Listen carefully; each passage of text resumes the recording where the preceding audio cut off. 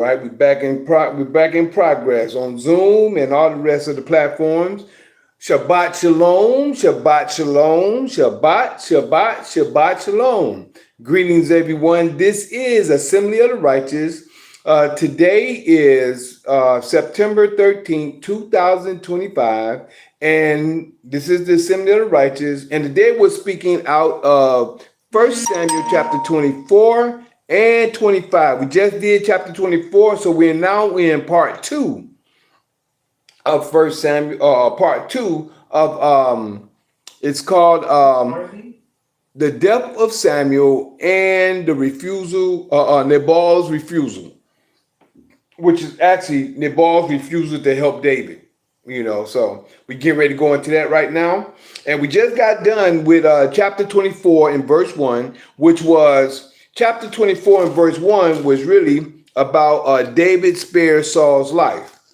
David spares Saul's life. By him sparing Saul's life, what happened was that after Saul got through going back to after looking for David and then going back to fight the Philistines that had invaded Israel, he came back to look for David, and he ended up being with 3,000 men. Was it 3,000? I think he said he had 3,000. Yep, 3,000 men that he was chasing David with. Then he ended up going into a cave, and in the cave he covered his feet, which he went to sleep. Then after going to sleep, David and his men was against the wall in the cave. Just giving you a synopsis of 24.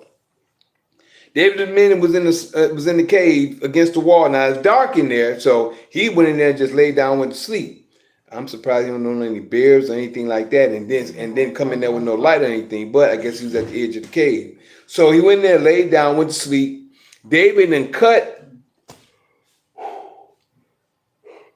some of his robe off. And then it hurt David's heart that he did. It came to David's mind. It said, David, and it came to pass afterwards that David's heart smote him because he had cut off Saul's skirt.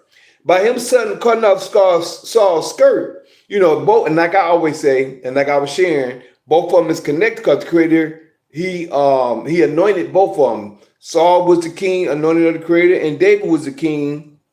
David was anointed to be king, but he was anointed, and he was a servant to Saul, and he never done nothing to him. So just the fact that his men tried to get him, man, your enemy is here, you can go ahead and smoke, you can kill him.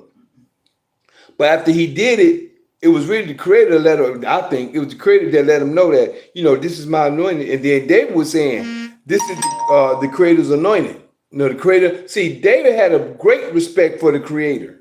That's the reason why the Creator chose David, which is after his own heart. So he had a great respect for the Creator and for his anointing. So by him having a respect for his anointing, which we should do as well, for those who are following the Creator's ways, we should have a respect for each other as well, because we are knowingly keeping the Creator's word, knowingly keeping the Creator's ways. We should have a respect for each other as well. But no different, David respected him because even though he was trying to chase him to kill him, but then David pleaded his innocence. Right after that, after Saul woke up and left, he came out behind Saul after he got so far away. He said, look, I could have killed you. You was delivered in my hand. I could have killed you. Knowing that David killed Goliath, every time David went out and killed, David went out and smoked all the other battles he had to go that Saul gave him, put him over war. David beat all these other people in war. He knew he could have been dead right then and there. So that's when Saul acknowledges his error. And he told David, he said, you're more righteous than I. I'm coming after you. Matter of fact, right here in verse 17. And he said to David, thou art more righteous than I, for thou rewardest me good, whereas I have rewarded thee evil. Trying to chase David, knowing David did nothing to him or, harmed him in any way. So then David bowed himself, verse 20, 21, and 22, before we go into 25, the ending of 24 states, it says, and now, behold, I know well that thou shalt surely be king. Saul said this, Saul said this to David. And now, behold, I know well that thou shalt surely be king, and that the kingdom of Israel shall be established in thy hand. He know that, and he admitted it to him. Then he swear unto David. He asked David, swear. He says, 21, swear now, therefore, unto me by Yah, that thou wilt not cut off my seed. Excuse me. That thou wilt not cut off my seed after me, and that thou wilt not destroy my name out of my father's house. And David swore unto Saul. And as I was sharing at the end of part one, that's why Saul's name is still relevant today. Saul's name is still relevant today. It's still relevant. By his name being relevant today, he's still known as the first king in Israel, but he's not the established king of Yah. The established king is David. So that's why I was saying, and then David swore unto him, and then he said, and Saul went home, but David and his men got them into the hold, wherever they was at. So the whole thing is that right there, Saul acknowledged that he was going to be the king. I see now that you're going to be the king, because he already know that the kingdom is already coming out of is not going to be in his stead, because the Creator already told him. He said, "You rent the kingdom from your hand." He already knew that, so that's where he at. Now we're going into chapter 25, and this is the heading of what we have now, which is the reason why I didn't call this. Because I was going to call it David spared Saul's life, is because it's going to happen again. So that's going to be at a later time. We're going to call it that. We're going to call it that. We're going to call it that. So right now we're going into chapter 25. That was chapter 24. We're going to chapter 25 when it says, now we at the death of Saul, which it states, and Samuel died. And all the Israelites were gathered together and lamented him, and buried him in his house at Ramah. And David arose and went down to the wilderness in Paran. Right? Now, Samuel passed. This is chapter 25 of 1 Samuel. David asked Nabal for help. Now we're going into verse 2. This is the death of Samuel and Nabal's refusal. Verse 2. And there was a man. Oh, shoot, come on now. Somebody trying to call, and I'm in the middle of.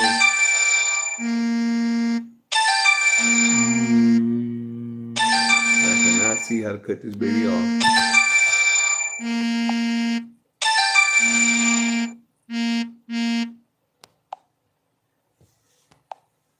All right. Well, I just rebooted my phone, so I got time on it, but I got to still finish setting it up correctly. But let's get back over here. David asked Nabal for help. Verse 2. And there was a man in Maon, M-A-O-N. Let me go ahead and get that. I like getting these little names in certain places where they were. In Maon. There was a man in, make sure I got you good. There was a man in Maon, M-A-O-N, whose possession was in Carmel. Whose possessions was in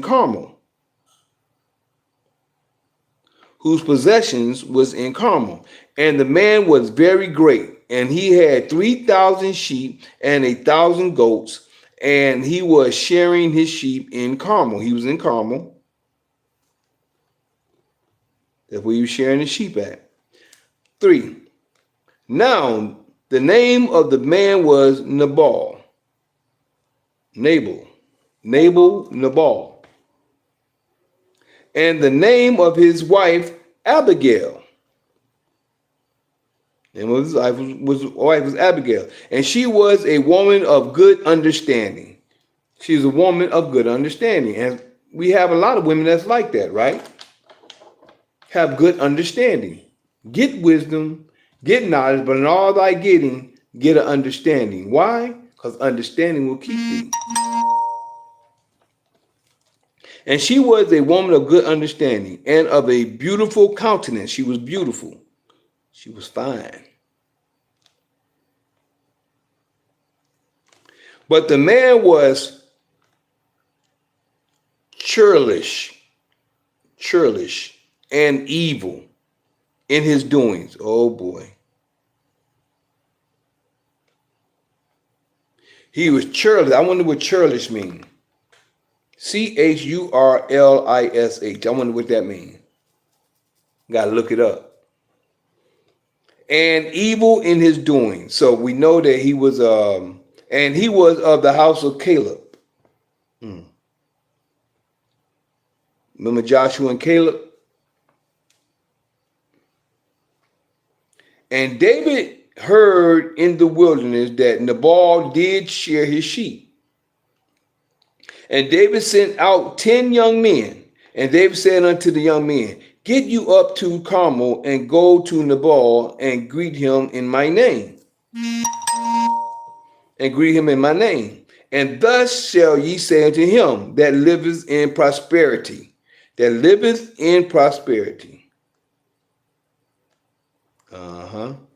Peace be to thee, and peace be to thine house, and peace be unto all that thou hast. Go give them good tidings. And now I have heard that, in fact, let me just say this is what David said. I got to fix that. And peace to all that thou hast.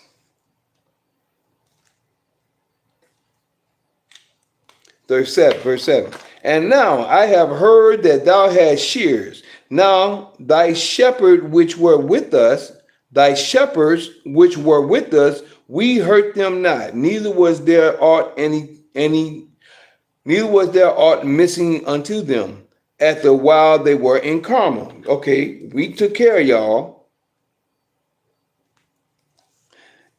Ask thy young men, and they will show thee. Wherefore, let the young men find favor in thine eyes, for we come in a good day. Have I, give, I pray thee, whatsoever cometh to thine hand unto thy servants and to thy son David.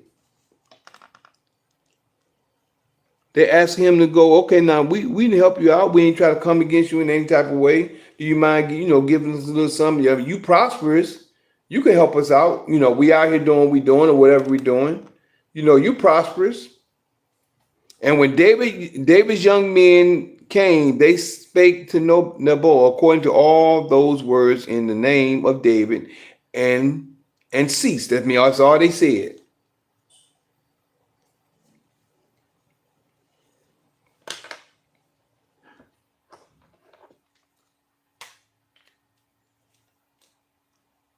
And now I have heard that thy shearers were shepherds, that now thy shepherds which were with us, they was with us. That means that they was with us and we took care of them. Thy shepherds that was with us, which were with us, we hurt them not. They was with us and we didn't hurt them. We took care of them. We hurt them not, neither was there aught missing unto them all the while they were in Carmel. Ask thy young men, and they will show thee. Wherefore, let the young men find favor. Let the young men find favor in thine eyes, for we come in a good day.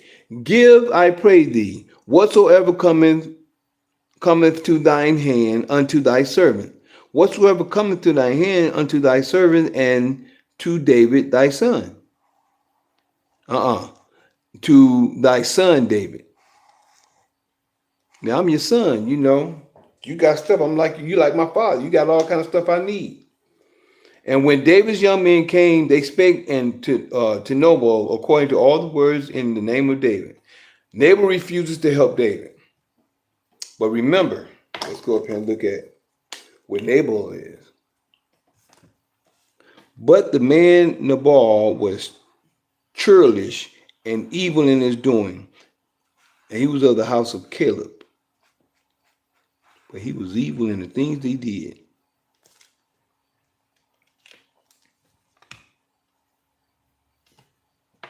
But his wife was beautiful.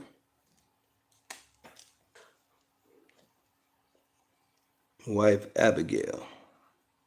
And she was a woman of a good understanding and beautiful in countenance. Now, verse 10. Nabal refuses to help David. And Nabal answered David's servants and said, who is David? And who is the son of Jesse? Oh, man.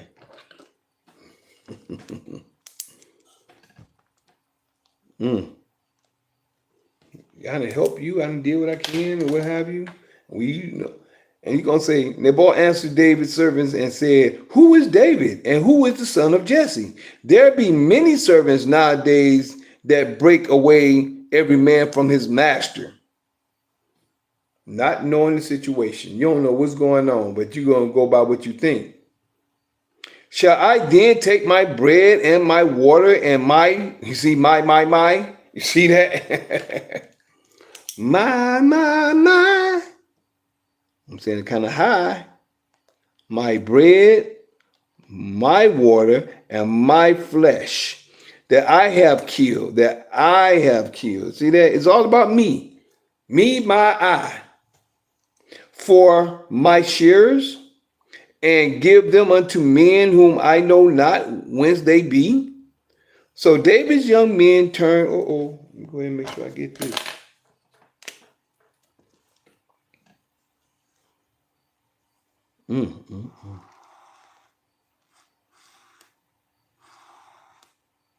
Oh, really? From his master? And Nabal answered David's servants and said, who is David? And who is the son of Jesse? There be many servants nowadays that break away every man from his master.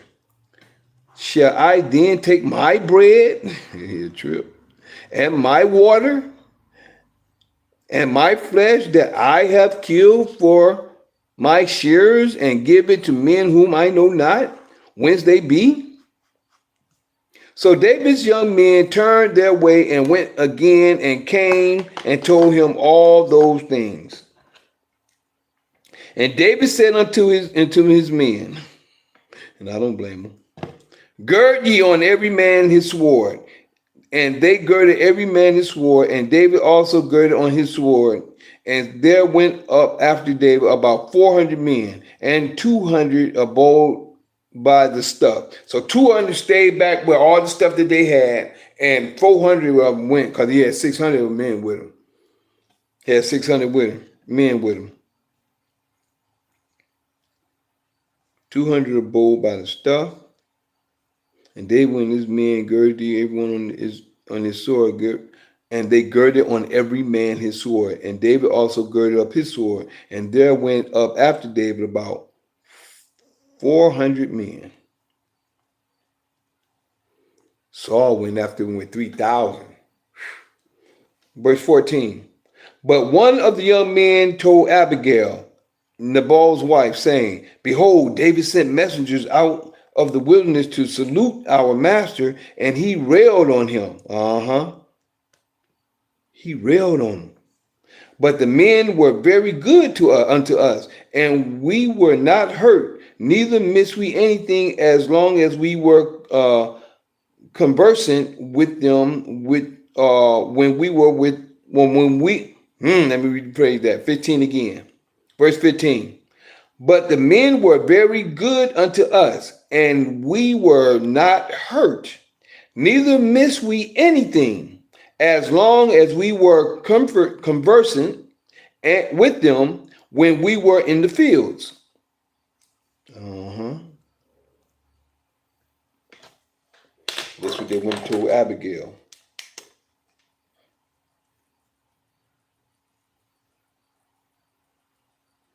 But one of the young men went and told Abigail, Nabal's wife, saying, Behold, David was sent messengers out of the wilderness to salute our master. And he railed on him. He went down, man, who you think you is? This he railed on him. But the men were very good unto us, and we were not hurt, neither missed we anything, as long as we were conversing with them. We were in the when we were in the fields. They were a wall unto us both night and day, all the while we were with them, keeping the sheep. See there? They kept us. David took care of us. And this is how we're supposed to do for each other. Because you never know where to come back. Night and day. See? Night and day. Both night, throughout the night and throughout the day. Which night comes before the day. All the while we were with them, keeping the sheep. 17. Now therefore know and consider what thou wilt do. For evil is determined against our, I know you're going to say our master, because I got to turn the page. For evil is determined against our master.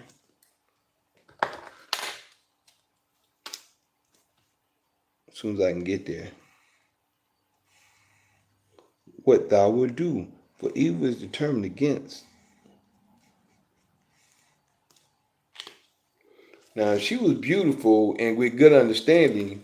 How did she get with him? It's kind of a thought, isn't it? Against our master and against all the household. Oh, he's going to come and kill everybody. And against all the household. For he is such a son of Bilal, that a man cannot speak to him. Now, you know how some people like that too, don't you? Don't y'all know people like that? Some people just, you can't even talk to them.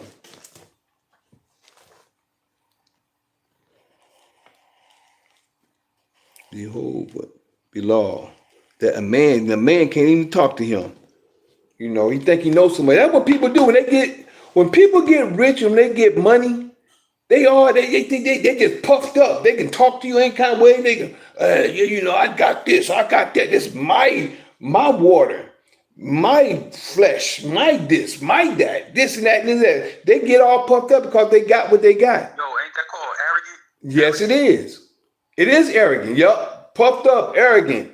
And next thing you know, they think they got all what they think they more than, not knowing that they can go there, poof, just like that. All that stuff that you done got, you can lose.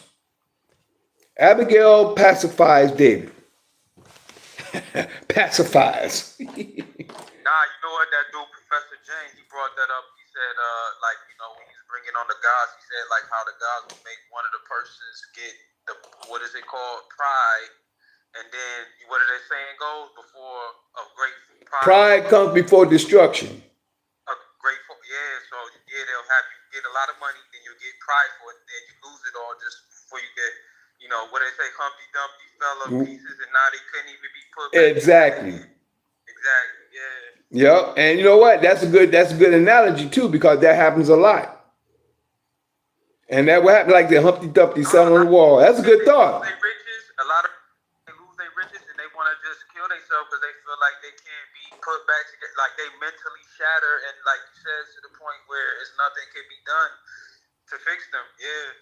Yep, with that mindset. Now, a person with a mindset that hasn't had anything and they get it, they get rich, when they come down, they know how to go back.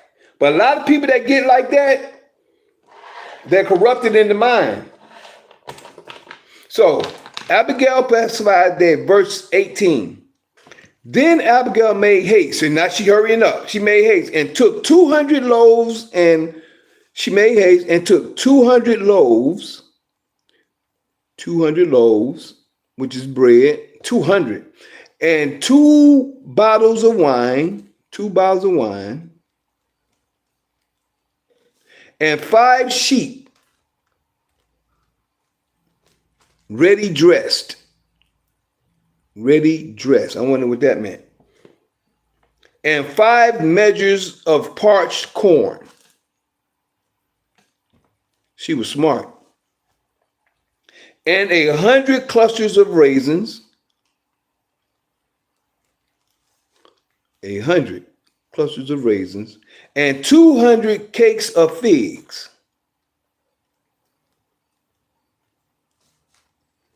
200 cakes of figs. I mean, they was wealthy. They had a lot. And laid them on asses. She laid them on asses. And she said unto her servants, go on before me. Behold, I come after you. But she told not her husband. See, she didn't tell her husband what she's going to do because he's going to get mad.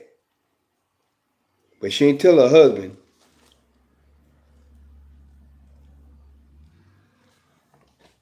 And it was so, as she rode on the ass, that she came down by the covert of the hill. And behold, David and his men came down against her, and she met them.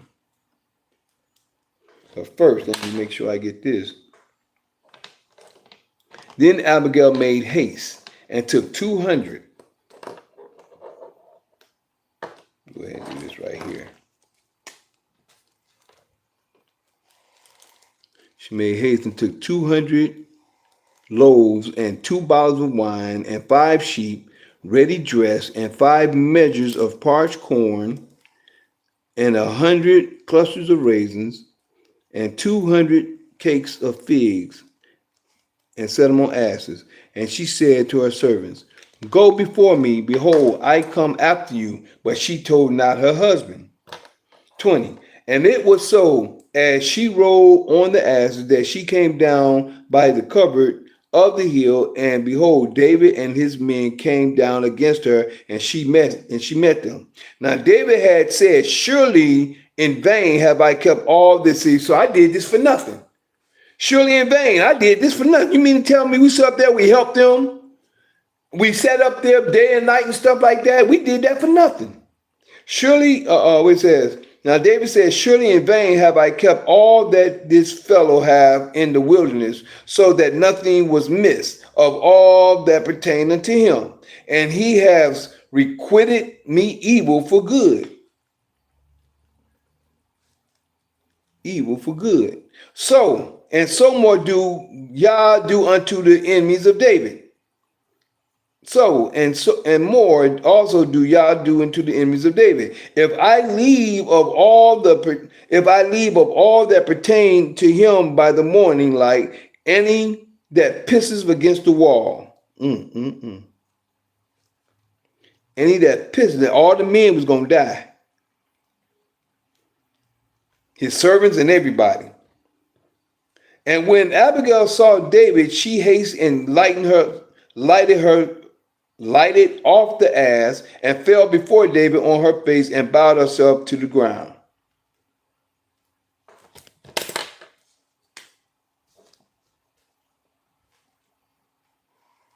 Yeah, she knew. The men knew something was about to happen. All the stuff they did for us, and he just railed on them. Nobody came to talk to that dude. That dude think he's so much. 24. And fell at his feet and said, upon me, my Lord, upon me is this iniquity be. See that? She's taking on her husband's situation. And fell at his feet and said, upon me, my Lord, upon me. This goes to show how much a wife is important to her husband. Upon me, let this iniquity be. And let thine handmaid, I pray thee, speak in thine audience and hear the words of thine handmaid. See, she knew what was about to happen. That's why she was of good understanding. And the young men came and told her, let not my words, I pray thee, regard this man of Belial. See, she letting them know it. I know my husband like that. I know my husband evil or Belial or not a good man, or however you want to say it. Even Nabal, for as his name is so is okay, so is he. So Nabal means to be like he is. And that's the difference. A lot of people don't understand names, for his name is, so is he. Nabal is his name. And folly is with him. See that? She's given this is a clue. But I got to make sure I put this in a separate category. Let not say Bilal. Say, let not my Lord, I pray thee, regard this man of Bilal, even Nabal. For okay, good. Oh, this 25.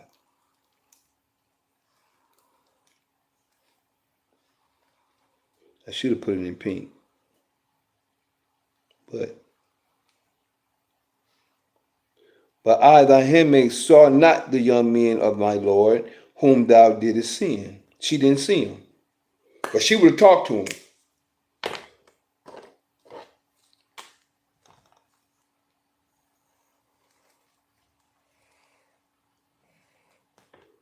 She didn't see him. 25 again. Let not my Lord, I pray thee, regard this man of Belial, even Nabal. And when we see these things, these are keys. Like I say, words have power. That's why they call them spells. When you call yourself by something, this is an attribute to whoever you are. You're attaching yourself to something. That's the reason why I don't have one of my bottles near me. Excuse me. But on L'Chaim, choose life. L'Chaim, choose life. My brand. L'Chaim means to life. Choose life is the mission statement. But yet still, those are both positive words. So I put that on my label. So just by being on there, if you ever heard of Dr. Emoto, I've shared this before. Dr. Emoto is where I got the concept from. I had a DVD called Messages in Water. Messages in Water that he actually made a documentary on when he went to the stream, got some clear spring water, and did different tests on them. Put words, positive words on them, and negative words on them. We'll say it like that. Good words and bad words, they put like that because there's a reason for positive and negative. But good words on them, bad words on them. Play good soothing music and play harsh music. They stood around the table talking to a vial of water, saying negative words or bad words, like hateful and stuff like that words. And another table, they stood around saying good soothing words. So all these things play a part in energy. Frequency. By these frequency being what they are, this is how we're coming out of by understanding what I'm sharing right now, by understanding the frequency of words, the mentality, the attitudes and things like that. The more we change our focus on the different on the frequency of words, the vibration of words and music and things like that. My son, just to share with you, we go into some of these barbershops and that negative music on, it's a frequency again. He gets all jittery and stuff like that. But I have to deal with it. So I have to make sure he don't go into those barbershops when I'm doing my sales. But when you're playing soothing music, you can see and tell the difference. So that's with him and many other situations as well. Even with us, if you out amongst places and you hear certain type of music, it's going to make you feel like doing a certain thing. You hear soothing music, you want to sit back, lay back, son, you want to hold your baby, hold your woman, and and it's just a whole different vibe. You know what I'm saying? So that's something we all need to consider it of. And I noticed people was like that was in their cars playing like that music, getting ready to go out to wherever and to hang out, and they got whatever type of music on, and they be so charged up that they driving all fast and like it's traffic. And they can see with their reality that in front of you is nothing but traffic. That's right. driving this wild and crazy when you can't even go 2 feet in front of you when it's a red light and all of these cars and stuff. But they just I noticed that too. They know that they put out all of these musics, these songs and stuff nowadays that don't. When I compare it, because I was listening to some old school hip hop. I don't know, for some reason yesterday I was on just listening to old Biz Markie and just the old 80s type stuff and stuff like that, right? And it's a big difference versus the stuff they listening to now. There's some good stuff out that comes out of this, but it's probably like 10% out of 90% is trash. And that's fact. The frequency is on some like garbage to keep people in the type of mindset of what they saying, and just the energy, the way they be moving is careless. Like you said, it gives them this careless, arrogant type of vibe, and just prideful. It puts them in a state of prideful, and it's very ignorant, But like, yeah, man, that's control, don't you?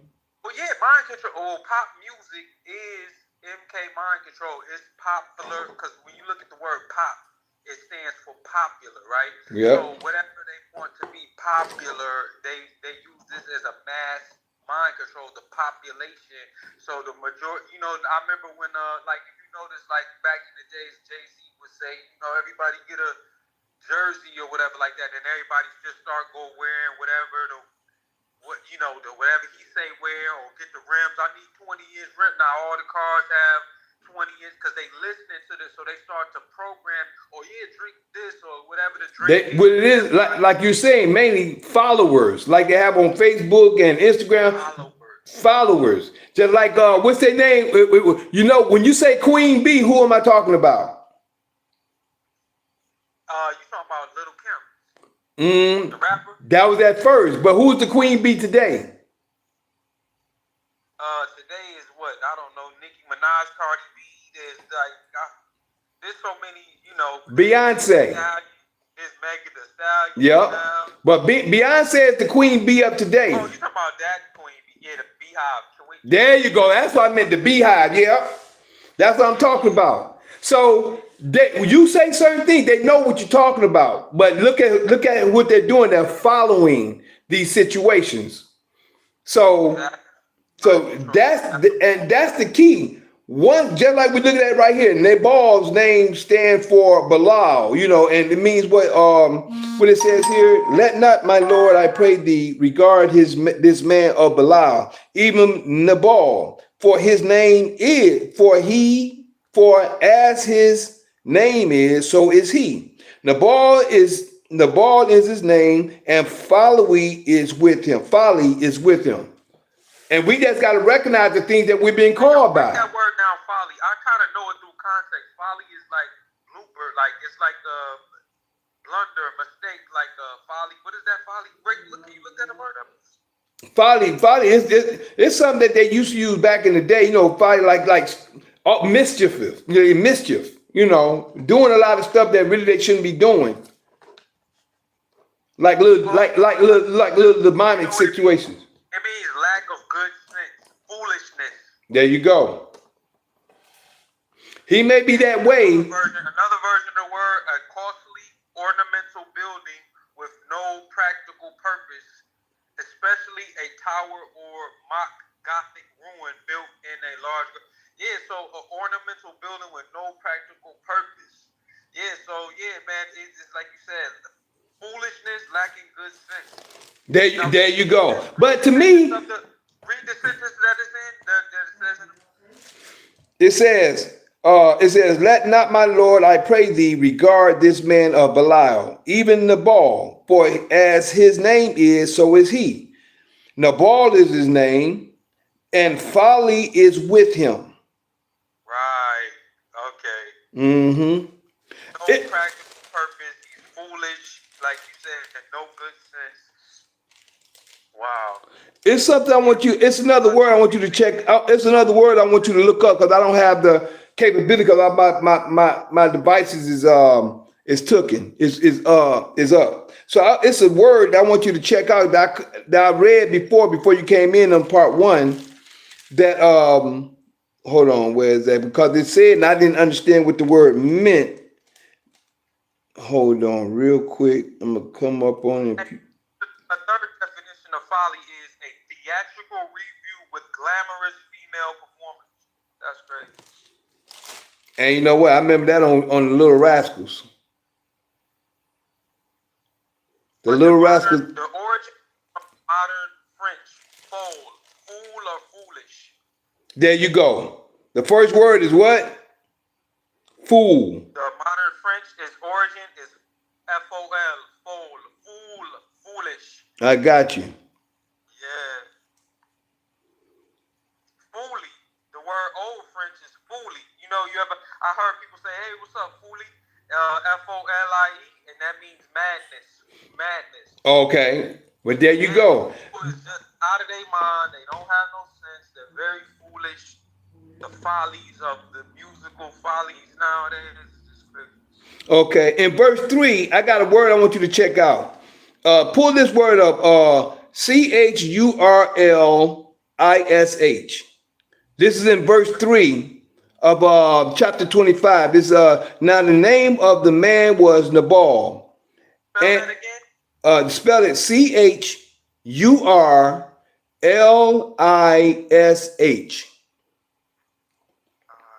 It says, now the name of the man was Nabal, and the name of his wife Abigail, and she was a woman of good understanding and of a beautiful countenance.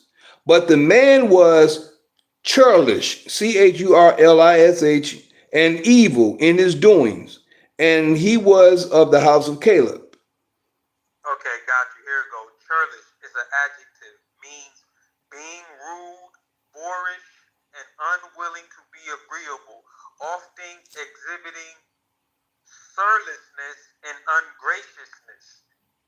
The word's historical roots lie in Old English word "serl," which described a free peasant, but its meaning evolved to denote somehow of low birth with rude manners and eventually became associated with being intentionally unpleasant and uncooperative. There you go. That's why we have over here in hold on.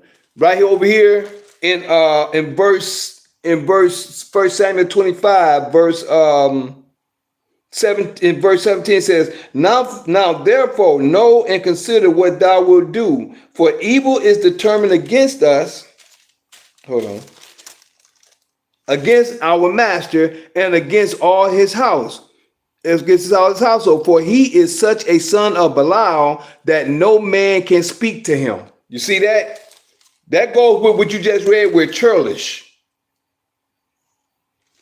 When verse said, so much like Father, he's the exact same way. No man could even, like you said, he's just disagreeable. There you go. No rule with an attitude type stuff. There you go. Rule with an attitude. There you go, right there.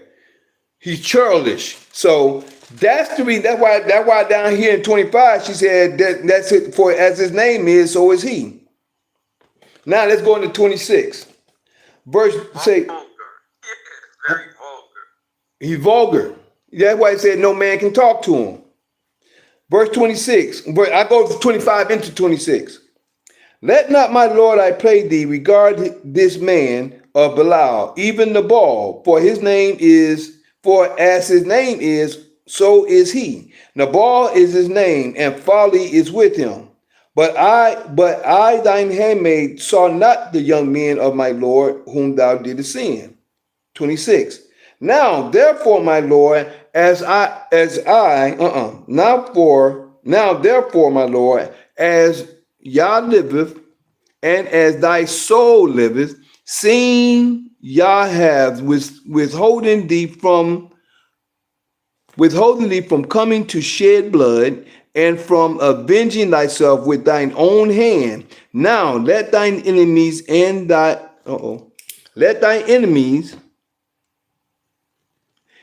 they that seek evil to my Lord, rather, be as Nabal. 27 said, be as him. Now therefore, my Lord, as Yah liveth, and as thy soul liveth, seeing Yah have withholden thee from coming to shed blood, by her coming, and from avenging thyself with thine own hand. Now let thine enemies and they that seek evil to my Lord, to my Lord, my husband, be as Nabal. And now this blessing which thine handmaid has brought unto thy Lord, unto my Lord, let it even be given unto the young men that follow my Lord, the young men that follow you, young men that you brought, that you sent. 28. I pray thee, forgive the trespass of thine handmaid. I pray thee, forgive the trespass of thine handmaid, because she took on his situation. Upon me, verse 24. Upon me. What it say? Upon me, my Lord, upon me is the iniquity be. Is this iniquity be? Okay, let this iniquity. So now she's saying that I'm taking on to that. So, and now this blessing, verse 27, and now this blessing which thine handmaid has brought unto my Lord, let it even be given unto the young men that follow my Lord. 28. I pray thee, forgive the trespass of thine handmaid, for Yah. You know what that means? You know what that means? The trespass right here.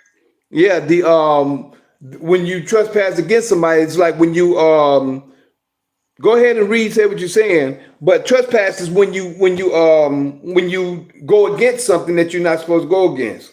But go ahead and read what you're gonna say. Yeah, because I looked it up to the word, and I was thinking about tres. Tres is, tres is three. So I was like, what does that mean? But I don't know. But I looked up the word, and it says one of the definitions is to commit an offense against a person or a set of rules. That's right. That's trespass. It also means entry to a person's land or property without their permission. I knew that one, but the way they mean it is more like committing offense against a person. There you go. That's right. And that's why she said. Also, it means a sin or offense. That's right. That's it. That's what I was really meaning when you asked me what it meant, because that's why it said we have trespassed against the Creator, and the Creator have trespassed against us because we trespass against Him, and that's why we're in the position we're in today. And that's when she say, "I pray thee, forgive the trespass of thine handmaid." That's why she said she's taking on the position when she said in verse 24, and fell at his feet, at David's feet, and said, upon me, my Lord, upon me let this iniquity be. And let thine handmaid, I pray thee, speak in thine audience, and hear the words of thine handmaid. So she knows that her and her husband are one. And this is what people fail to realize. When a man and a woman come together, they are one. So she's taking on a trespass, even though her husband came unto him. She's come to him in the stead of her husband, just like when the prophet speaks in the name of the Creator, a prophet is coming in the stead of the Creator. He's coming as I always say, a diplomat, or just shall I say, as an ambassador of the Creator. So she's coming in the name of her husband, saying, I pray thee, forgive the trespass of thine handmaid. For Yah will certainly make my Lord a sure house. He's gonna make him a sure house, meaning you're gonna be the king. Make my Lord a sure house, because my Lord fighteth the battles of Yah, and evil has not been found in thee all thy days. So she fell down to him and let him know there's never been evil found in you all your days. So you're gonna be a sure house. I mean, you're gonna establish the kingdom. 29. Yet a man is risen to pursue thee and to seek thy soul, and she know it. So she know that her husband know it. Everybody know David was innocent. Yet a man has risen to pursue thee and to seek thy soul, but the soul of my Lord shall be bound in the bundle of life with Yah thy father. And the souls of thine enemies, them shall he sling out of the middle of a sling. All right. So she's letting it be known. What she says, what is called? It's called she pacifies David. She knows what she's doing too.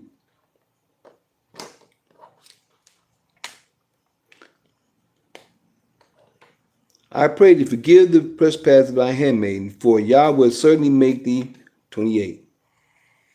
Forgive the trespass of thy handmaiden, for Yah will certainly make thy Lord a sure house, because my Lord has, my Lord, which is David, has fighted the battles of the Lord, of Yah, and evil has not been found in thee all thy days. Yet a man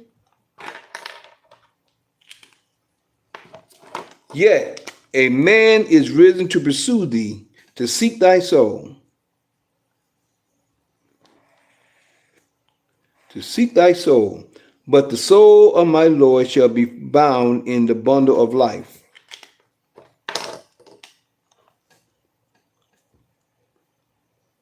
But the soul of my Lord shall be bound in the bundle of life with Yah thy father, and the soul of thine enemies, them shall he sling out.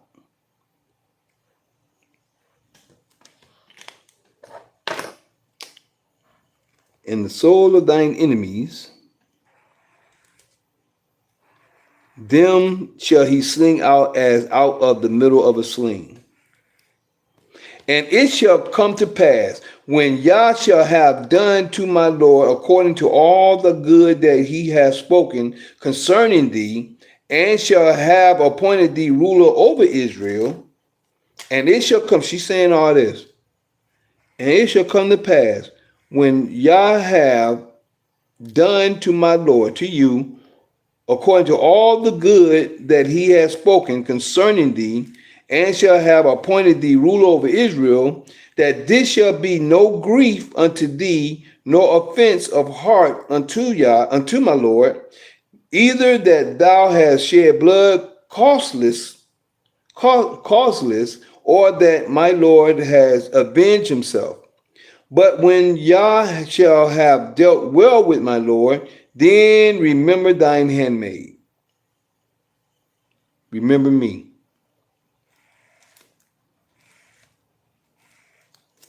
Remember thy handmaid. Because I know the Creator is going to do you well. But this was supposed to be in for a husband. Because she took on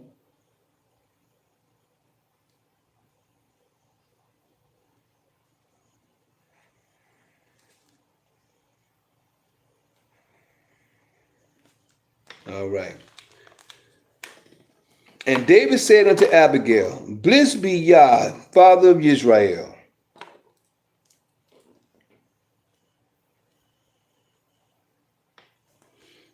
David said unto Abigail, Blessed be Yah, Father of Israel, which sent thee this day to meet me.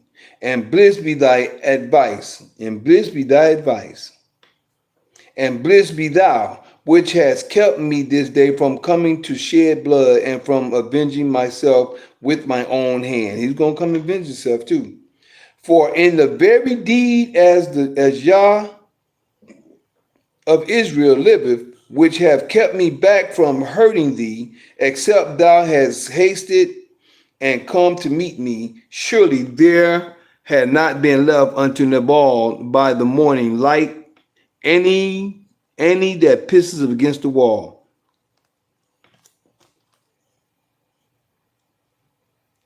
He let her know, I was coming. I was coming strong. 35.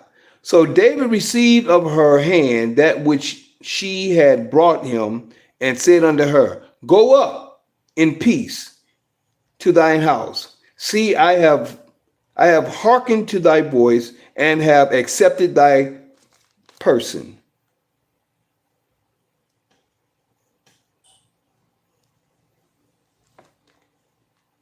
Go up in peace to thy house.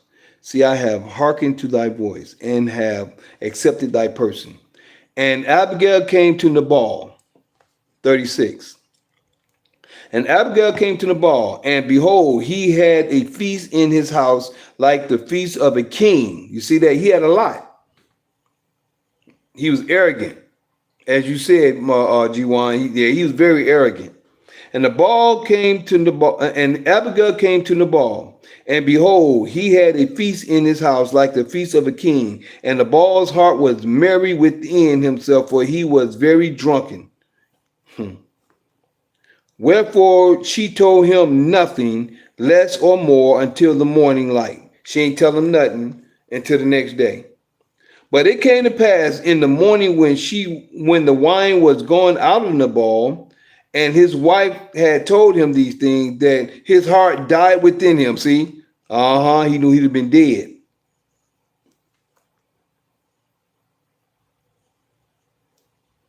That his heart died, and he became as stone. He was scared. David's about to come and kill him, acting all, like he was. And it came to pass about 10 days after, 10 days, that Yah smote Nabal and he died. And it came to pass about 10 days after that Yah smote Nabal and he died. See that?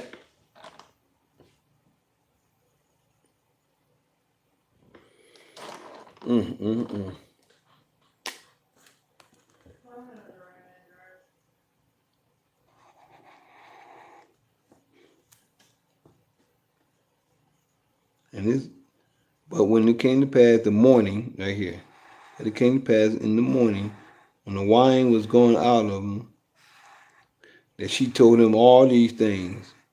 He became a stone.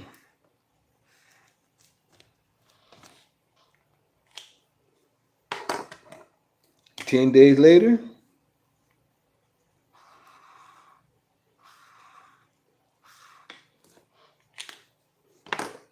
David marries Abigail. And when David heard that Nabal was dead, he said, "Blessed be Yah that pleaded the cause of my reproach. That pleaded the cause of my reproach from the hand of Nabal, and have kept his servant from evil." I guess by revenging himself by his own hand. So that would have been evil. I just caught that. And when David heard that Nabal was dead, he said, "Blessed be Yah that has pleaded the cause of my reproach."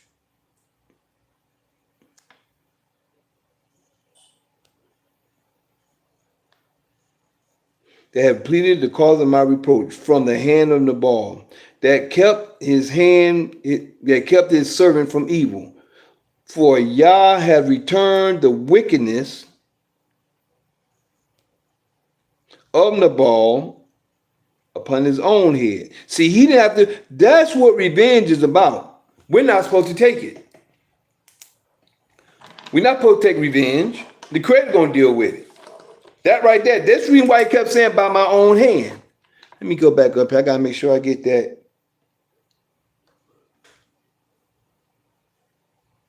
Enemies that I see.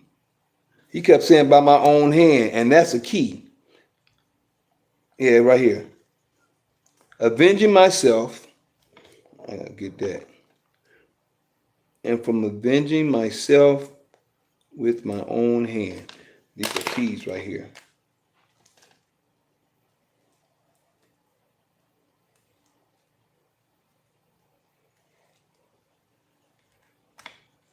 With my own hand.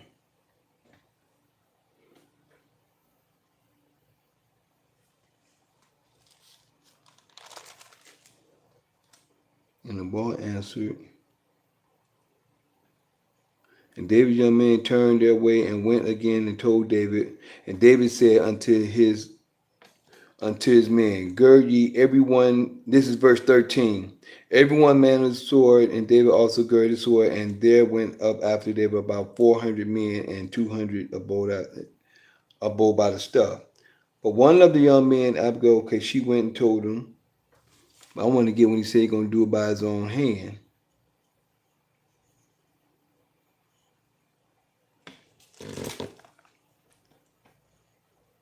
Can I speak to him? And she said, go Nabal, husband. David said, surely they have required evil for good.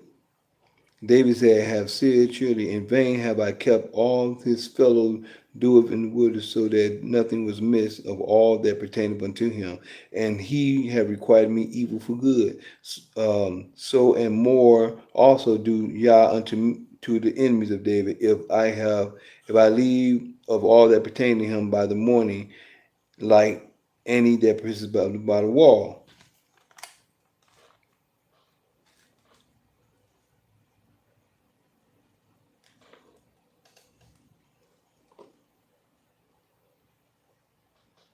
That's what he said. I thought I seen it a couple of times. He said by my own hand, but I wanted to make sure.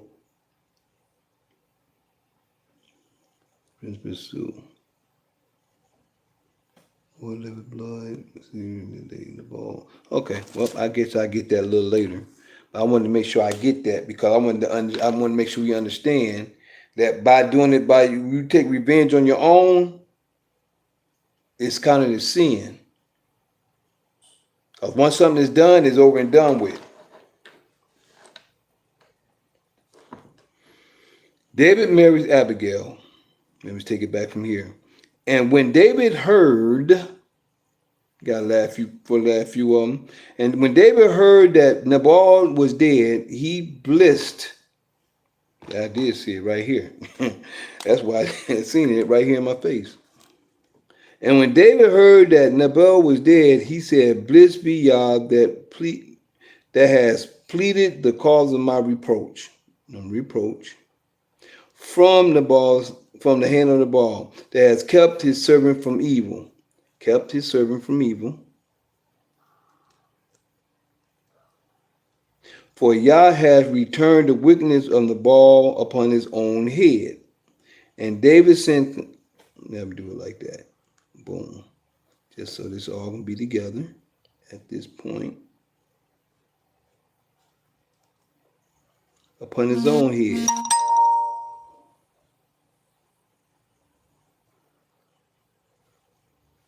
And David sent and communed with Abigail to take her to him to wife.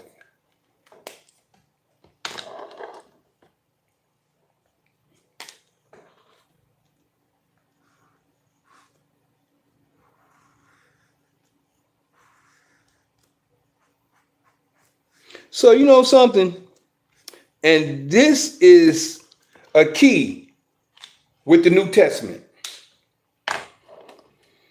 When the Bible, which his name is Geno Jennings, he's so stuck on the New Testament when the New Testament tells you that, and I say, if a man marries another woman who's divorced, he say that that's adultery.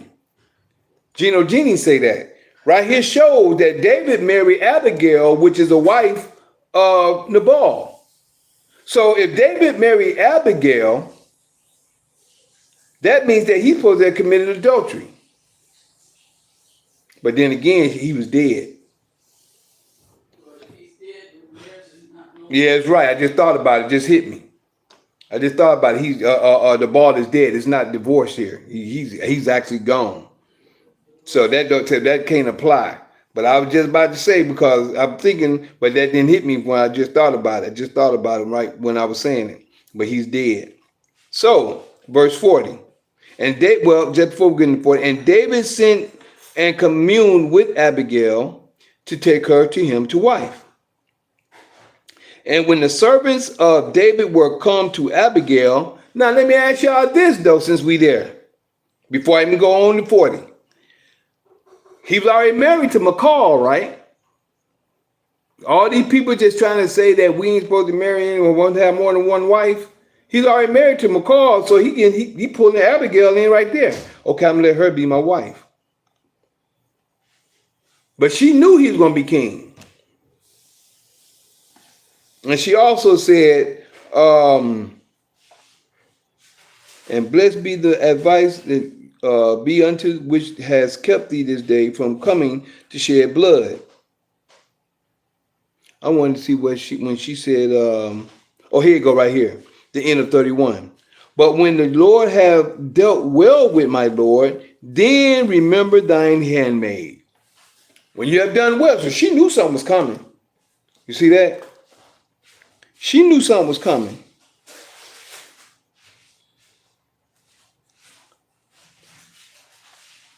But when the Lord have dealt well with my Lord, then remember thine handmaid.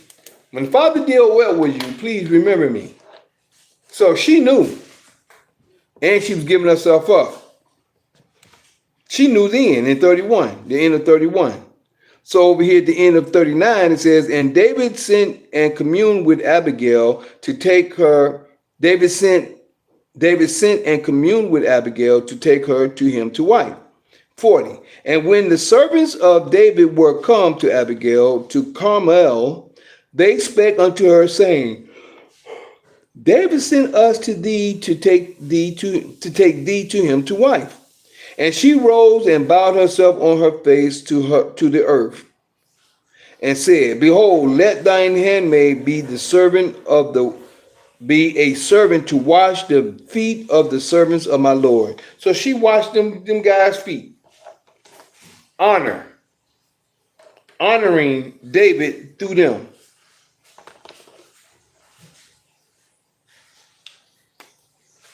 How many people women do that?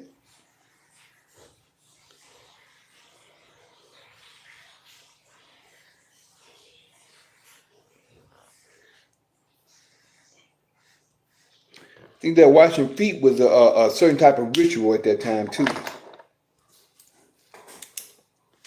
To wash the feet of the servants of my Lord. Verse 42.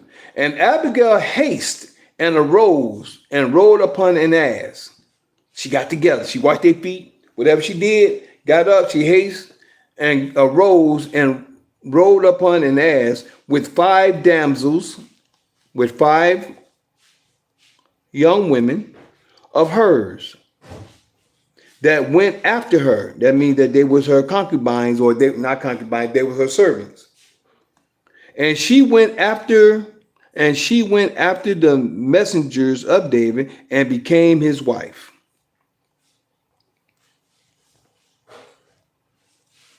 David also took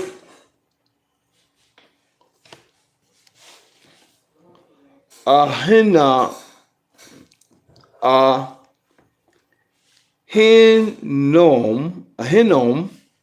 David also took Ahinoam of Yisrael.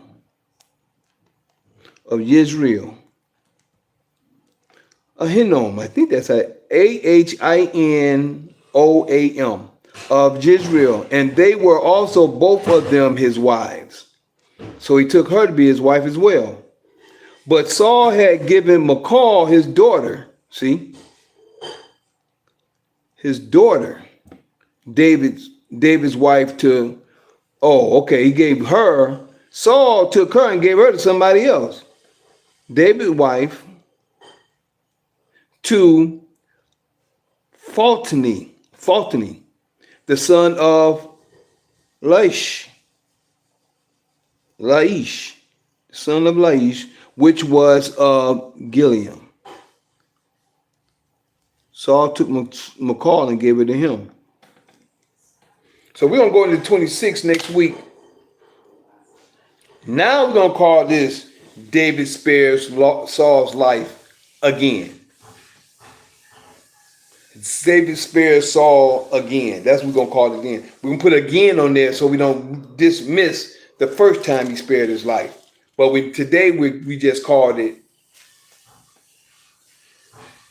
the death of Samuel and Nabal's refusal. So this is where we at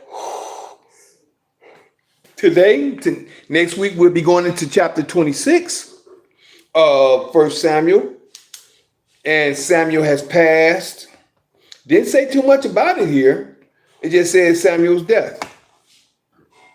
Didn't say too much about it. They said the people lamented, which was cried for him. But that mostly was it. Didn't really go too much into his death. Just gave one verse. Samuel died. That's it. Then it went into Nabal and all the situation that he did, refusing to help David because of his name. And names has meaning. That's the reason why we should watch and understand situations and have an understanding behind the names that we call ourselves, what we give ourselves, what we do. It's an understanding behind these things. So when there's energies and vibrations that goes into the things and what we do, what we say, how we think. All of these things has a vibration to them. And it's what we attract to ourselves, not realizing. A lot of us attract negative connotations or negative things to us by the things we say, what we do, and how we act. And what we listen to, as me and G1 was sharing a little earlier, on the radio of today, which is actually programmed to be the way it is in order to keep distraction and for us to stay in a low vibration so they can stay on top. As long as our vibrations are low, they will always be on top because we can't come to the knowledge and we can't come to the vibration we need to be on the Creator's level. We'll never get to his level, but the closer to his level we can get is on a high vibration. And the more we do that, the more we seek the Father, the closer we get to him. So, other than that, I am that Mikael in Daniel chapter 12, verses 1, 2, 3. Yeah, that's me. Showing the holy people who they're really supposed to be. Waking them out of their dead beds, which is really in their heads. For all of you who's living in the new, this is for you. I'm that same Mikael in Revelations 12, battling that red dragon where Satan dwell, who deceiveth the whole world but prevaileth not. Because the horn is blown without a doubt. This is prophesied for you to see that Mikael is really me. And we're about to call it a day because the day is the Sabbath. And this is the end of Assembly of the Righteous for the day, this was the 24th and 25th of 1 Samuel. And this was the first time, and what was spoken of was the first time that David spared Saul's life, Samuel's death, and Nabal refusal to help David. So all that is what was in the conversation today, as well as David marrying Abigail, which was a beautiful wife of Nabal. But woo. And also I'm thankful that my brother G1 was able to help give some clarity on some definitions on some of the names and words that we had in here that we needed. So yeah, so I'm gonna be needing you for that too, G1. Like when these words come up, and I don't know, I may, because I can't. I used to have like a little one that was running. This one right here, but this mug is gone. It don't even come on no more, so I can't use this anymore. So other than that, we're gonna smile our way out and give you the formalities of how to get in contact with us if you'd like to come back in. Other than that, we'll say, Shema Yisrael Adonai Eloheinu Adonai Echad Baruch Shekevo Vakuto Yolam Vaed Hallelujah. Hear, O Israel, Yah Father is one Father. Blessed be thy glorious kingdom forever and ever. Hallelujah. Bless you, thank you, and praise you Almighty for your word, your acknowledgement of your word, and allowing us to go through your word to understand your word as you have given us through the Spirit. In your holy word, Spirit, in all things we pray. Shabbat Shalom and Hallelujah. Hallelujah. Hallelujah. And for everybody else, if you'd like to keep in contact, you'll always call or text me at 770 770-572-5315. That's 770-572-5315. And also, you can email me at lkhyym@gmail.com. That's lkhyym@gmail.com.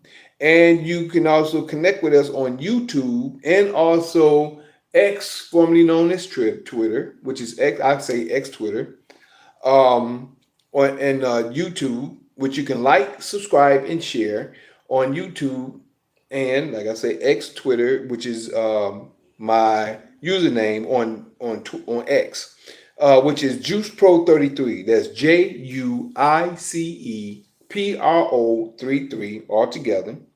JuicePro33 altogether. That's YouTube.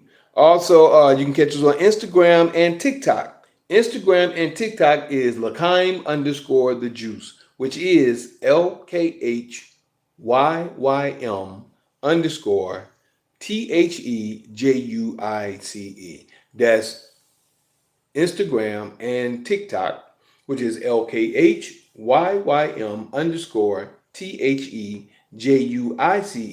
And the last TikTok, I got another one TikTok, which is Michael the Juice Harris, which is MICHAELTHEJUICEHARRIS all together. That's my other TikTok. And my Facebook is Mikael Harris, which is MI_CHAEL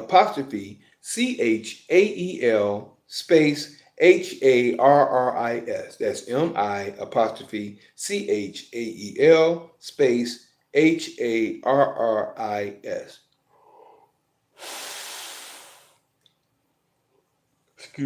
Excuse me. And for the long version, which is the video on YouTube, which is the full version, is under video.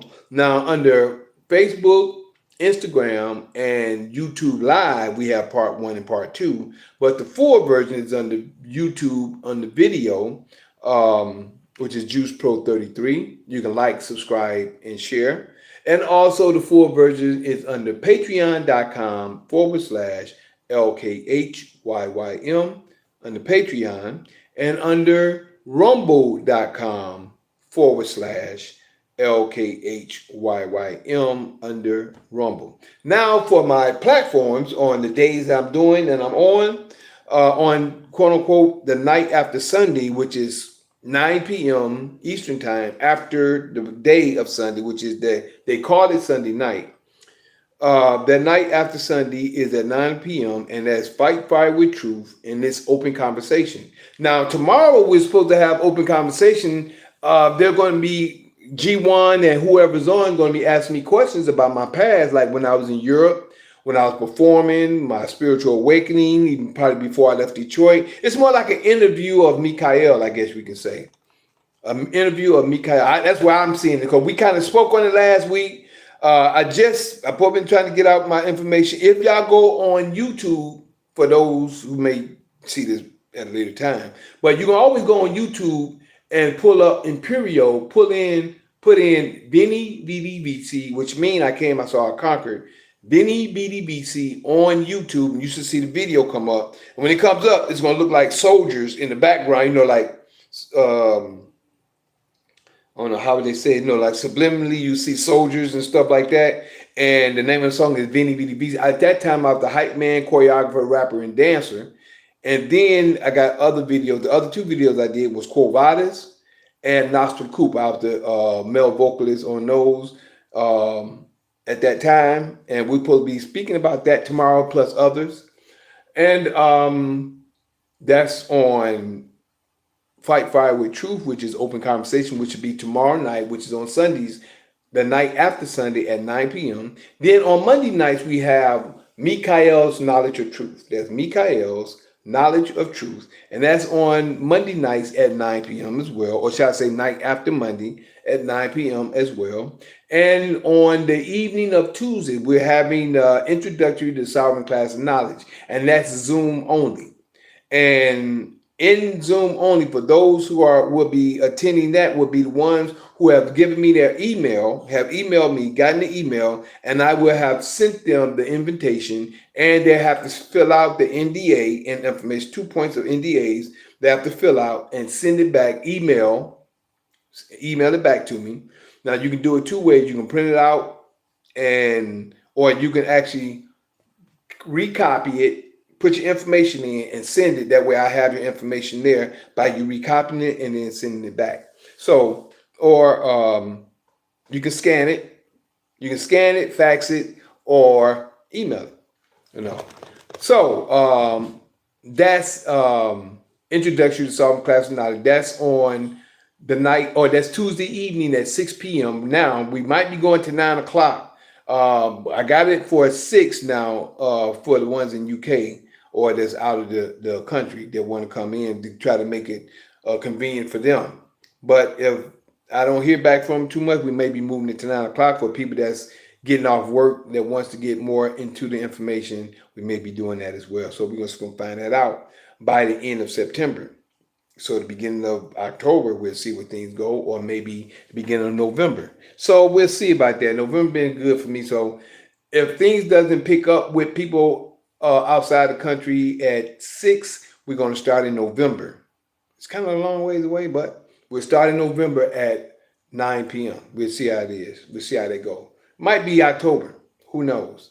But other than that, that's where we at the moment. Did you want to say something, G? Now, I just wanted to ask you, yo, I came across something on Instagram, right? And it was talking about, this guy was talking about lust or something takes over, it takes fathers out of their position or whatever like that, right? It referred to this word named Asmodeus. Who? And so I looked up Asmodeus, and it says Asmodeus is a demon king from Judo-Christian legend, first appearing in the book of Tobit. That was a book that was taken out. Yeah, so I was going to ask you, do you study the Talmud? Do you get into the Talmud? The Talmud, was that the one by Malachi York? Well, no, the Talmud is the same as the Torah. In Judaism, the Talmud is the vast body of rabbinic teachings, debates, and commentaries that serve as the central text of the oral law, providing detailed explanations for the commandments of the Torah. I can't say that. What I would like for you to do, I would like for you to share the first definition that you gave before you started talking about the Talmud. What's that definition? Because there was something there that I wanted to address. What in Judaism, the Talmud is a vast body of rabbinic teachings, debates, and commentaries. Before that. Oh, well, the other part that was in reference to the Asmodeus. Okay, Asmodeus. What did that say? Asmodeus is a demon king from Judeo-Christian legend. That's it. Whoa. The key is when you said Judeo-Christian legend. That's what I picked up in there when you said it. But I'm listening. It says first appearing in the book of Tobit as malevolent spirit, as a malevolent spirit who killed the husbands of the woman Sarah. He is described in the Testament of Solomon as an evil spirit who plots against the newlyweds, wastes virgins' beauty, and estranges their hearts. Asmodeus is often associated with lust and has appeared in various literary and popular culture works, sometimes depicted as a powerful demon. Yeah, the brother was talking about how lust tears apart marriages and like it takes fathers off their duty by when they go and lust for other women and then they get, they get caught or whatever, and then it breaks up the home, and it says it takes you off your duty as a father. And so I was like, when he said get something about in the post, it said something about Asmodeus. So I'm like, what is that? So I looked up Asmodeus, and I'm like, wow, these are things that's being taught in the book of Top, and Judeo-Christian, and I'm like, that's what we're dealing with. And it reminded me about the Talmud, and I just was wondering if you ever, because that's. You went out. No. You went out for a second. Say that last part. Like as far as like how I was saying, it's the Judah teachings. Okay. Judaism. And that's the difference. Judaism is I'm glad you're making that point. Judaism is of the quote unquote Jews that's the imposters of today. See, Israel is Israel. Judaism is when they start breaking off from doing Israel. Matter of fact, a key to that is in 1 Kings chapter 17. It talks about a lot of, see, Judah is not a Judaism because that is, you know what ism is, right? Break it down again. I'm afraid It's like it's something dealing with, but it's not the original thing. right. Right. So ism is the key. When it says Judaism, even the quote unquote Jews are not the real people of today. The quote unquote ones that call themselves Jews are not, we are the real people. We are Israel. But this is where everything has been distorted and broken down and they've been taken off the line from. Because the fact that we are Israel and they have taken a tribe out of Israel and made a religion out of it. And this is where the word or the religion, that when you say, like say Christian earlier, I heard that as well. Judaism, that's a whole different religion that they made and put all this stuff in. So that's the reason why when I listen to words, I look at the timeline of different things and I see what's being dealt with. So a lot of things, what it's called, the Jews walk around with these black and all black on and white and with the kippas and stuff. They're not the real people. Yeah, I've heard that people say that those are like Ashkenazi, they're like they're Khazarian. Exactly. And stuff like that. But like, all right, I looked up ism. It says ism can refer to a suffix denoting doctrine, theory, or system of thought. There you go. So it's just a system of thought. So when it says Judaism, it's a system of thought of Judah. Is that so? Is that the tribe of Judah still? Is it the? It's not the tribe. Put it like this. Let me ask you this. Think about this. Look at this. Well, let's just say Christianity, right?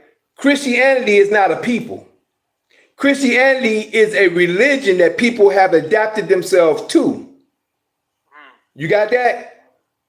Right. So Christianity is not a people, it's a religion that people have adapted themselves to and they call themselves system. Yeah. Exactly. No different than Judah is a people, but we got some people that has taken Judah, made it like Christianity. This is what Judaism is, and Judaism is a religion that people are following, which is not a people. You get it? Do you understand what I'm saying? Yeah. Hey, yo, but you say the book of Tobit, that's one that was taken out. Yeah, it was the book of Tobit, just like the book of Jasher, the book of Enoch. It was several, it was a lot of books that was supposed to be in a part of the Bible. It says it's in the Apocrypha. Yeah.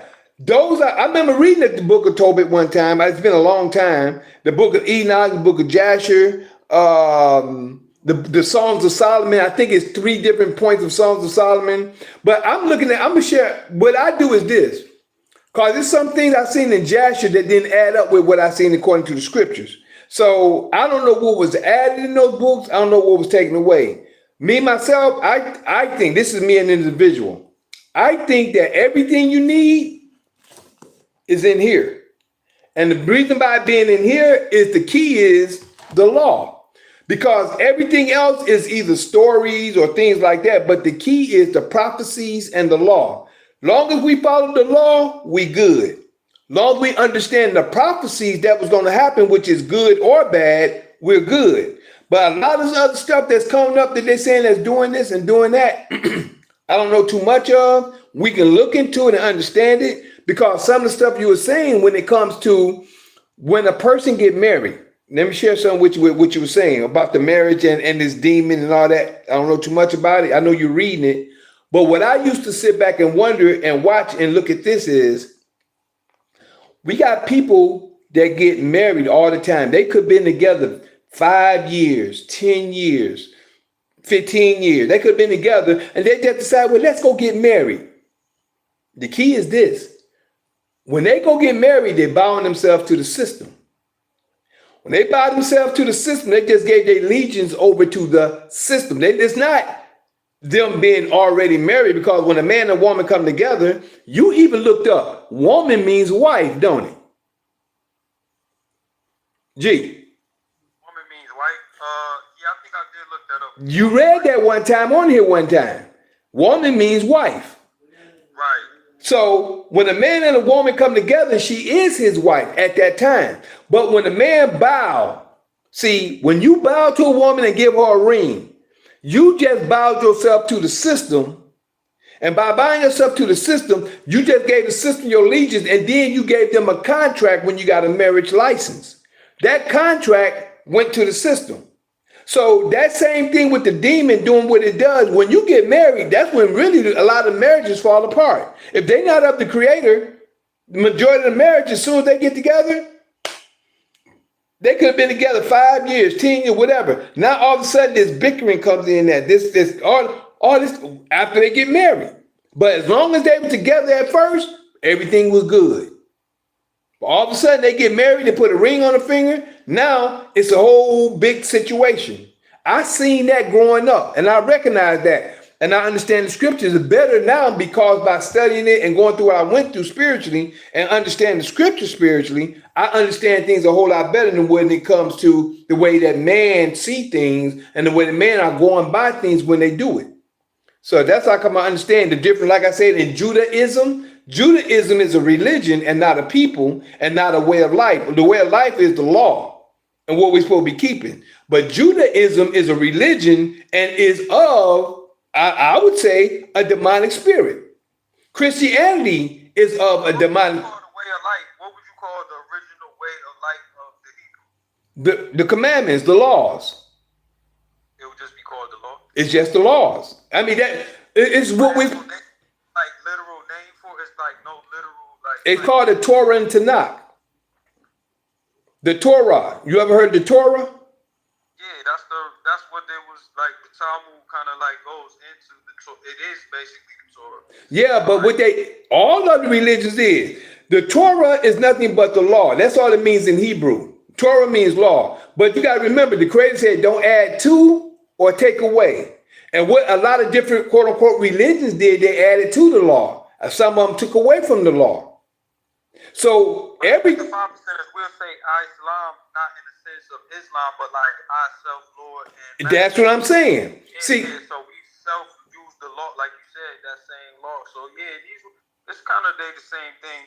Hey, yo, this is something else I wanted to bring up too. I was dealing with this Bible app while you read, right? And I noticed at the bottom of every whenever I get to the bottom of the page of the end of the chapter or whatever like that, it says this is what it says. It says rights in the authorized King James Version in the United Kingdom are vested in the Crown, published by permission of the Crown's parent patentee, Cambridge University Press.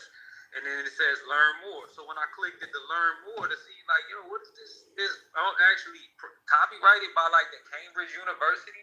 Yeah, so like I look it up, right? And it says King James Version KJV, the King James Version KJV of the Holy Bible was first printed in 1611, but the main edition used today is the 1769 version.